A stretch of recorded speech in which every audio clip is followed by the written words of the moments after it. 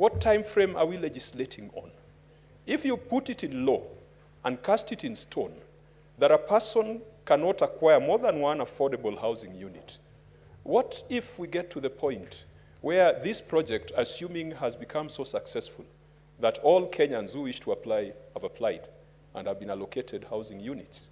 Are you going to shut down the scheme? Are you going to then come back to Parliament to amend it so that the next round of Kenyans can benefit? Mr. Chair, we must be very careful with the manner in which we legislate. And we must also ensure that whenever we make amendments at the committee stage of the House, we ask ourselves whether those amendments have been subjected to public participation. I know that at the third reading stage, any member has a right to rise and to make amendments subject to certain consultations with the chair of the respective committee. But does it take away the right of the public to be part of the decisions that we make? Does it take away that constitutional responsibility to ensure that we inject the views and the voices of the public in whatever it is that we do? Mr. Chair, I think this is a fairly dangerous amendment because it is an amendment that is coming from a position of want, a position that we are in which could be resolved or which could easily be solved in 5 years or in 10 years' time. Once the situation has been solved in 10 years' time, where every Kenyan has access to affordable housing, every Kenyan, even if they have not bought from this project, there are those who come from communities like mine. Mr. Chair, still speaking to this amendment, I can tell you that there are certain cultural dimensions to home ownership that we do not take into account whenever we are legislating. We think that everyone comes from Singapore. We think that everyone comes from South Korea. We come from Kenya. Mr. Chair, in my community, when a boy gets to the age of 18 or 19, that boy is compelled to build his first house. That first house is called a Simba. Mr. Chair, in my community, 90% of men Senator, have access to houses. If you could please summarize so that we can get a response to that Mr. Chair, argument. As per the practice in this House, if there's limitation of debate, it is done before a member takes the floor. And in the committee of the whole, Mr. Chair, we have agreed that when you propose a question, any member has a right to comment on that proposal. Senator, and therefore, Mr. Chair, if you would allow me, just my normal 15 minutes, if there is need for limitation of debate, that motion can be passed or that motion can be made after I've finished my submission. Those are the rules of this House. Those are not the rules of government.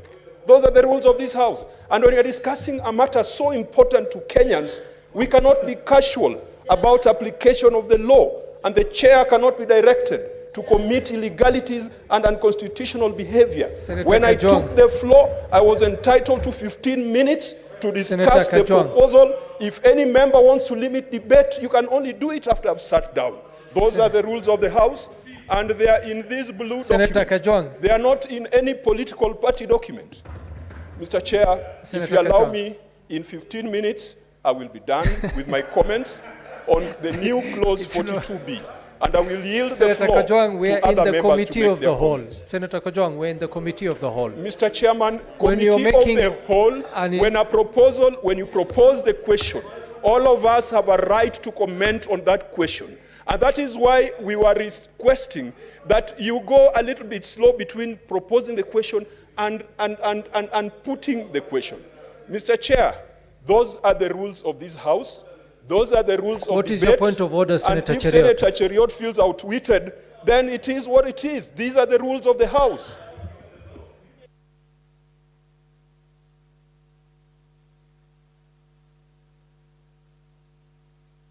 The mic. Give me the mic. Mr. Chairperson. Mr. Chairperson, there's only one chairperson. I hope so. I hope there is only one chairperson. Protect me from hecklers in the House, Mr. Speaker. I want to address you. Mr. Speaker, I want to address you in total silence. Let's just one more. I should be. Chairperson. I will ask him. I have given him the point of order. Let him proceed. We'll listen to him in silence. I'm sure before he sits down, he will make that very clear. What is your point of order? Thank you, Senator? Chairperson, for protecting me. Number one, Mr. Speaker, I take great exception in the conduct of Senator Kajwang. If it was another senator, I would have assumed that probably he doesn't know the traditions of this House and what we do in third reading. Senator Kajwang is not only being cheeky, because I watched him when he walked into the House, and I could hear him clearly tell his colleagues that why are you guys not filibustering? I knew. Mr. Speaker, can you protect me? Mr. Speaker, I am not in a mood to engage in a heckling debate. We will find out. Mr. Speaker, can you protect me? You're protected, Senator Cheriot. So the point is this. Senator Kajwang knows that in third reading, you try to persuade people why you're not in supportive of the proposed amendment. In a quick, witty comment, hardly beyond a minute, Mr. Speaker, and you give opportunity to the chairperson or the person that is moving that amendment to convince you why that amendment is important. This is not a debate stage, Mr. Speaker.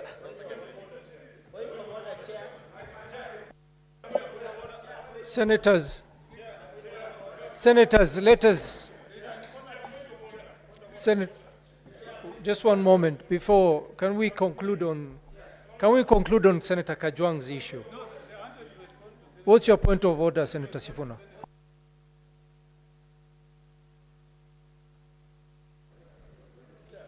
Chair, thank you for... Chair, I would like the attention of the Chair, please. Chair, I wanted to draw your attention to Standing Order 185. Mr. Chair, allow me to read. General application of rules in Committee of the Whole, except as otherwise provided in these standing orders. The same rules of order and of debate for the conduct of business shall be observed in the Committee of the Whole in the Senate. Mr. Speaker, therefore, nobody should rise up to tell you that there are traditions. Traditions are only applied where there is no express provision of the standing orders. So Honorable Kajwang is within his right, Mr. Speaker. Even in Committee of the House, I am surprised somebody who's told us many times that he's doing the third term in this House has no idea which standing orders he's referring to. And Mr. Speaker, when somebody stands up on a point of order, Mr. Speaker, you must insist on which standing order he is rising. I have read the law of this House. We will not be threatened by old people here that you have been here 10 terms, but you can't read very simple English. Mr. Speaker, therefore, allow us to debate in the normal fashion because that is what the law says. Mr. Chairman, do not be intimidated by anybody telling you they were elected before your grandfather was born. We are all here now. And Mr. Chairman, we are subject to the same rules. We must speak in accordance with the Constitution and in accordance with the standing orders, Mr. Speaker. Therefore, Mr. Speaker, nobody should come here to tell us about traditions of which community. The traditions of the House are dictated by the standing orders. So I dare anybody else to stand up and read. Order, senators. Order, senators. Order, senators. Order. Let us have some order.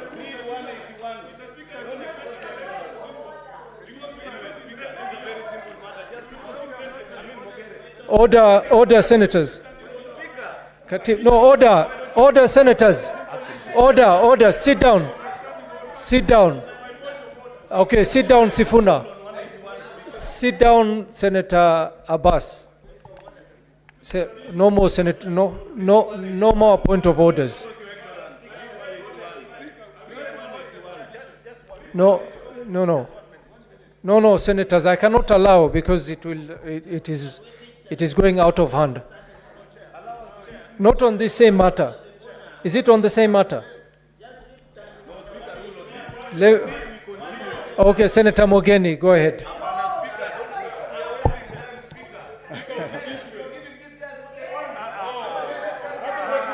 Order, Senator, one moment. Let's hear what he has to say.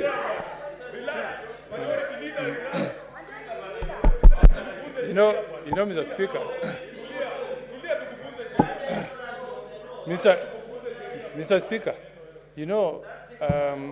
I've said on this floor that I have tremendous respect for Senator Cheriot, and I've said he's a young senator who has a very bright future. But when he starts shouting at us, it's not right. Because you need to allow us to hear what your point of order, and you also give us a chance. The Speaker, you know, we are in this House because we drive our powers from the Constitution. And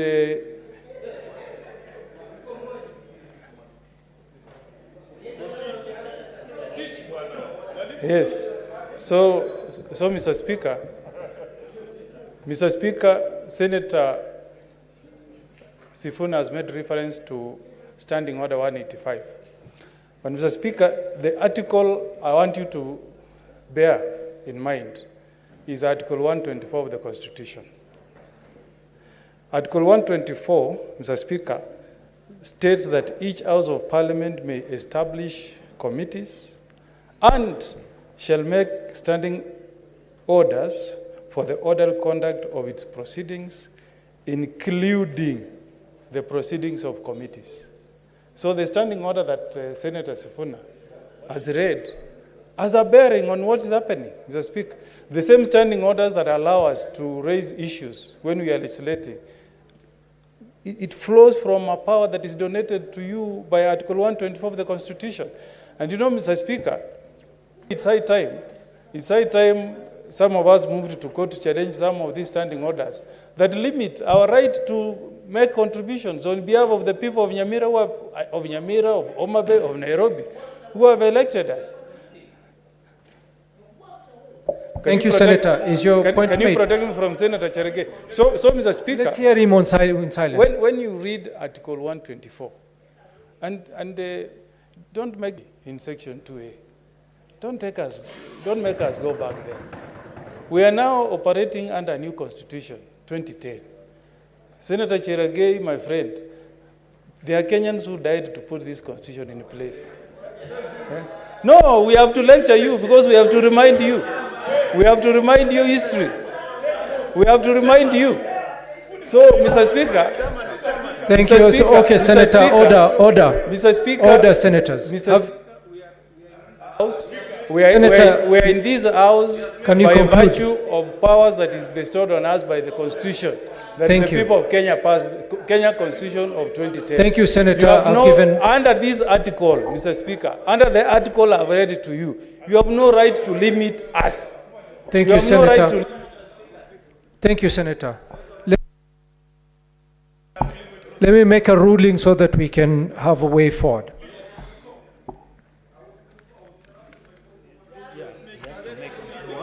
I have to make a ruling so that you can either proceed or not. I have to make a ruling, Senator Kajwang, on this matter. And the ruling also touches on the issues you raised. So, honorable senators, I believe what has been raised by the learned senators in this House, who are very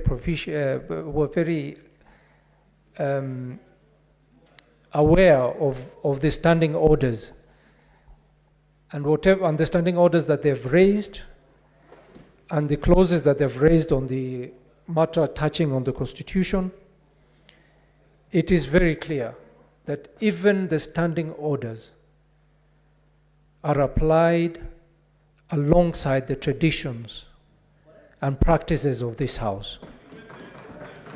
When we are in a committee of the whole, intervention should be very brief, and there is no time limitation. It is just meant to be a very brief intervention. The same way when we're in the standing, can we hear in silence? Silent, Senator Cherege. When we're in the committee of the whole, it's the same way that we don't have a seconder for anything that is moved or any question that is put.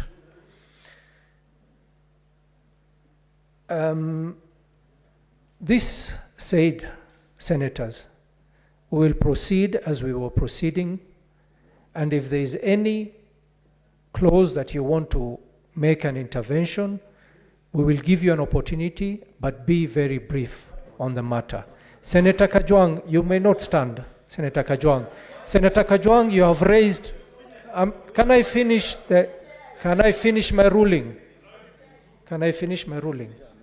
You had concluded and you had raised your matter, Senator Kajwang. You had raised a matter on clause 42B. At this point, I will give Senator Abbas an opportunity to address the issues you had raised. It's only one sentence. It's only one sentence. How can he have not been finished?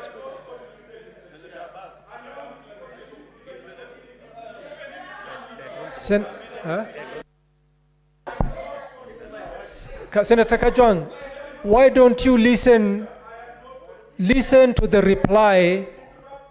Let's listen to the Senator Kajwang, you had spoken for a good 5 minutes before we interrupted you. No, Senator Kajwang, I will not sit. Let Senator Abbas reply to your issue. Let him.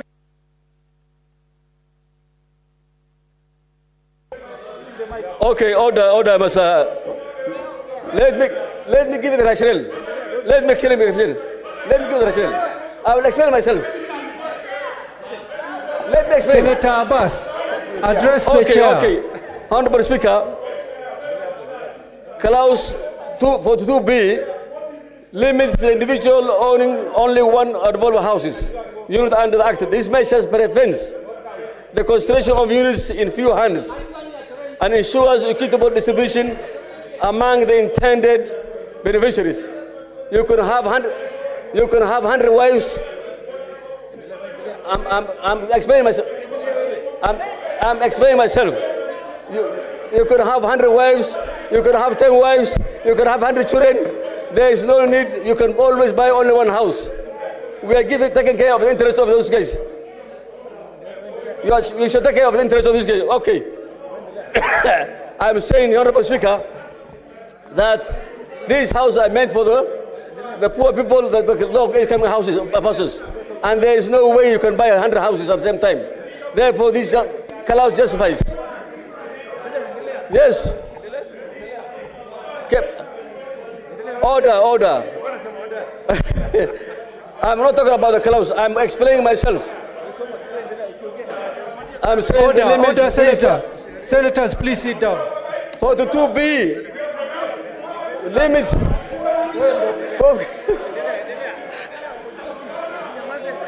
42B limits individuals to own only one affordable house unit under the Act. This measures prevent the concentration.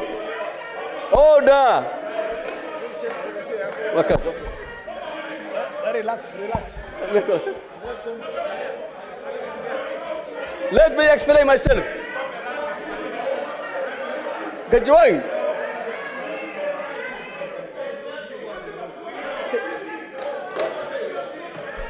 Where?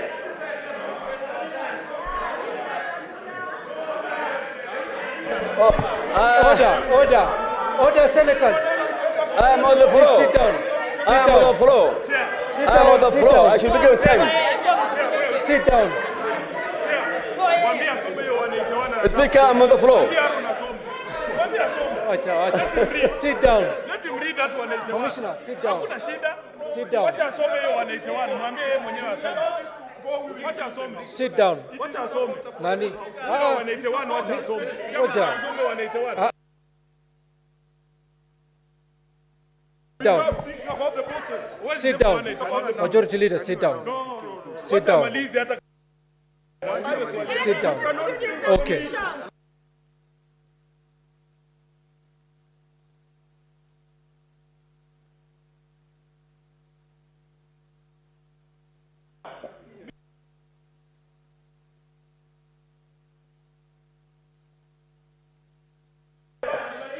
Senator Kajwang, sit down. Sit down. Sit down. Sit down.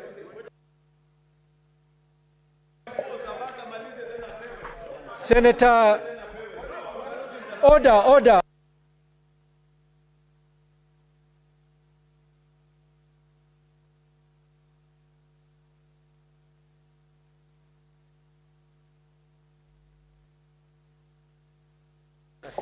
Senators, honorable senators, I'm not sure if Senator Kajwang was in the House when I made a ruling about justification and any interventions in the House will be limited for 2 minutes.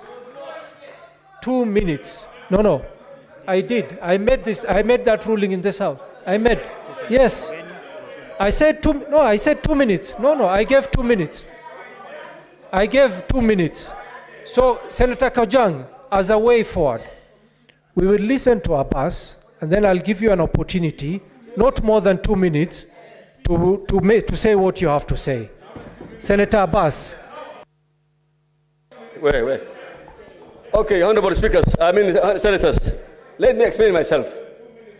42B is meant to safeguard so that every Kenyan must have a house, affordable houses. Let him finish. Order, my friend. I'm not addressing you. Senator Abbas, address the chair. Okay. Honorable Speaker, I'm justifying why we're saying limiting these houses to one person. For one individual, one house. Because you can own 100 wives, you can have 10 kids, you can have 20 kids, but what they're saying is these houses are meant for the poor people and for the low-income houses, guys. If we say that we allow everybody to buy what he wants, then everybody will not get everything what he wants. What we want is those poor people to get what they want. So these houses can be equally distributed. For that is the justification of this clause. Senator Kajwang. Mr. Chair, that was exactly my problem with this provision, that we are legislating for poverty, not for prosperity. And when I was making my submission, I was saying that after 5-10 years, everyone has a house. So what are you going to put in the law that since Cheriot already has a house somewhere in Langata, and after 10 years there are additional and excess houses, that nobody should go for the second round? That is poor legislative drafting, and those are poor proposals that should not come in this law. Mr. Chair, the Constitution, Article 117, that talks about powers and privileges of Parliament, provides unfettered freedom of speech and expression. And those people who today want to limit my speech and expression, we shall wait for you. And your day will come when someone will have to stand up for your right of expression and freedom of speech. And Mr. Chair, I do believe, because the 2 minutes are not over, that even after I've prosecuted my reservations on clause 42B, that all other members with a contrary view must also be allowed to contribute, because this is the only time when senators can write laws. Finally, Mr. Chair, when I'm here... Thank you, Senator. Senator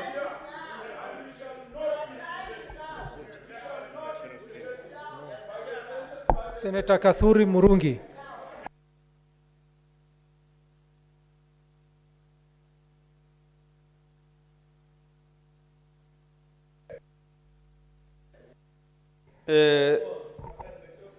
Chair, my issue is this. When we get to the third reading of any bill, the purpose for the third reading is to bring any amendment that you feel maybe was not captured well in the bill. And to bring the third reading, any amendment that you feel you should bring, so that you can convince members. And if you can only convince members, and then also we subject to the vote. So Senator Kajwang and all the opportunity during the second reading, at the third reading, to bring an amendment which could have cured this problem. So it could have amended, maybe it should be open-ended, so that now we bring that to the vote at the third reading. Senators, let's make progress. The people I'm giving a chance, Deputy Speaker, you're supposed to comment on clause 42B, not on the... Yes, Mr. Speaker.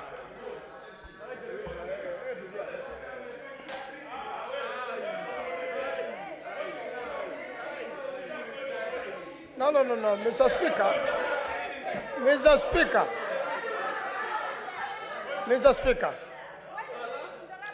Speaker. Order, senators.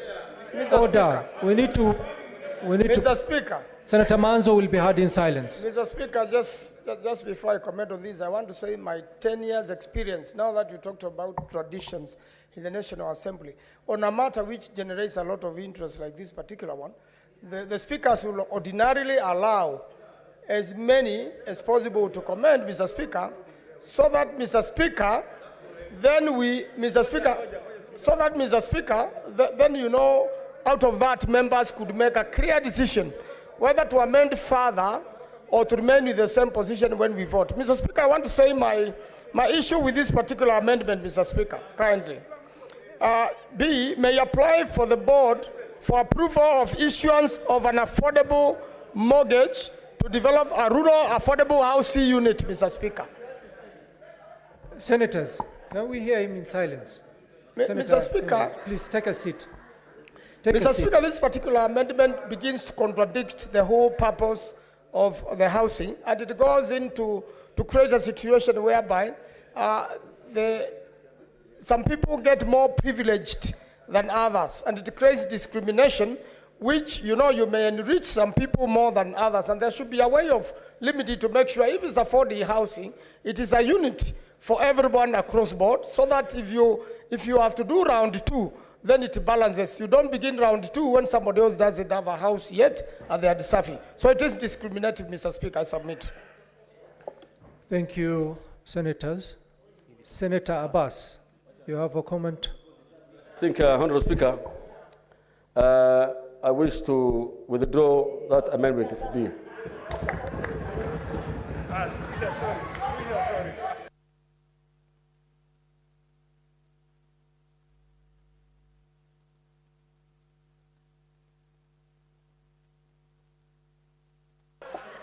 Honorable Senators, honorable Senators, honorable Senators, honorable Senators.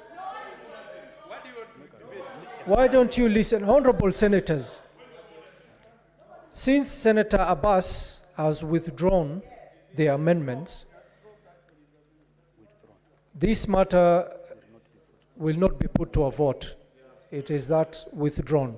So I think Senator Kajwang, you have actually won the debate. New clause 42C. Mover to move is Senator Abbas Mohammed Sheikh. Order. Honourable Speaker, I want to bring 42C, except with the prior written consent of the board, a purchaser of an affordable houses unit under Act shall not by contract, agreement, or otherwise sell or agree to sell his or her unit or interest therein, or in any interest there in any of other persons.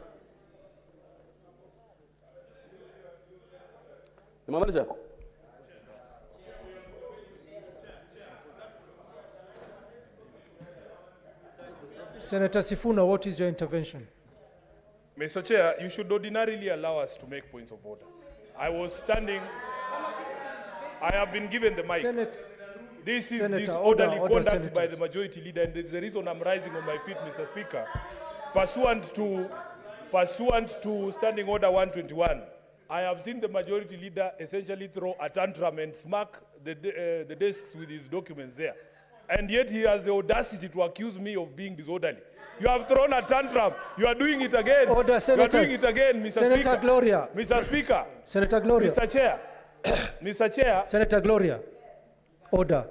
Mr. Chair, there is only one opportunity for you to have order in this House, and that is enforcement of the rules equally. If it were anybody on the minority side who was throwing the tantrum that I have seen my brother, the majority leader, throwing, he would have been thrown out of the House. Why is he being treated specially, Mr. Speaker? Why is he being treated specially? And I want, Mr. Speaker, a ruling on each point of order that we raise, because we must have a record of how this House treats people and how you apply the law, Mr. Speaker. Because ordinarily, and you saw it, Mr. Speaker, please don't pretend you did not see it. And I know you're a good man.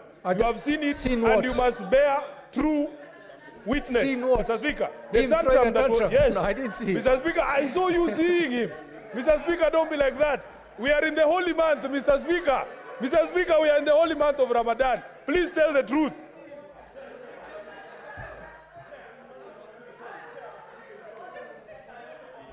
Senator.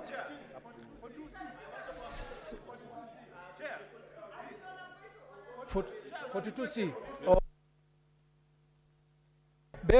Senators, bear with us a minute. We need to clear this screen so that we can have some order. One moment. If you have your button red, just switch it off. Switch it off. Switch it off, then I'll tell you when to switch it on. Okay, for 42C intervention, press now. How many people inside? 2 people I'll give. I propose the question, the new clause 42C be now read a second time. I put the question, before I put the question. Senator of Meru.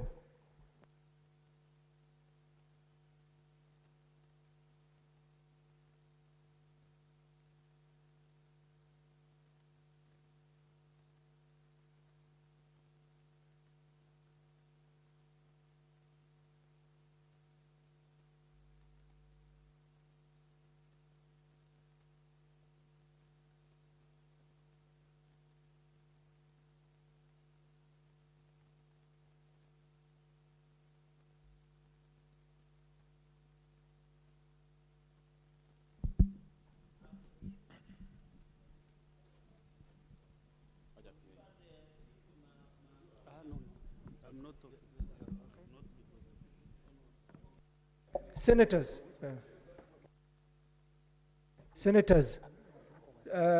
press intervention. Intervention.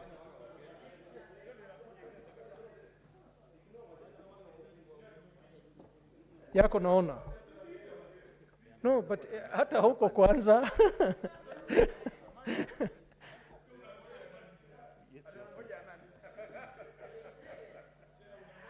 Hii system